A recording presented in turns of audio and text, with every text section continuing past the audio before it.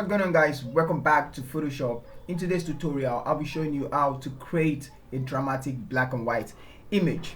So let's use this image and let me show you how to get the effect. Now first of all, find a photo that has very low exposure and very high contrast, just like the way it is right in this image. So we have less lightning and more dynamics in the image. So now go ahead, create a black and white adjustment, and you need to make some settings. You can go through all this filter, but I'm not going to use that. I'm just going to go ahead and alter these settings we have. So let's start with the blue. I'm going to take the blue down to create more dimension or to create more depth. I'm also going to take this cyan down. So this green, I'm taking it down. And now the main important slider is the red and yellow slider. The important one is the red and yellow slider. So now I'm just going to take the yellow upwards, or let's take it down and take the red upwards. Let's just find the sweet spots between the two. So I guess I love the way the red is compared to, I'm trying to get more dynamics. Okay, so let's leave it like this. I'm going to add the exposure and go to the gamma under the exposure, and I'm going to increase it. Not too much, just a bit. And let's go ahead and grab the brightness. So let's add the brightness and contrast. So I'm going to add brightness to it. And we can also, let's just leave the contrast, just add some brightness to create some dynamics. So take it up like this, and then open up the blending mode.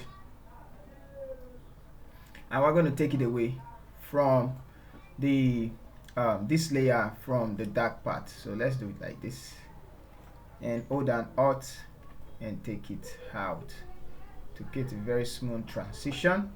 And I'm going to hit OK. Now the most important one is the curve, addition of curve. So now let's add some curve adjustment layer and above. So we're going to be creating a dark image like this, and we're going to remove it from the, let's open up the layer and let's find the sweet spot. Let's remove it from the darker side like this. Hold down Alt and then shift it up so you can see what it's doing. Alright, so one more curve layer to create contrast. I'm gonna do it, move this slider upwards, just move it upwards. Let's add another curve layer. We just need to add curve to create that, to get that dramatic look. I'm gonna take this downwards and take this upwards like this, and we can decrease the opacity of that just a little bit.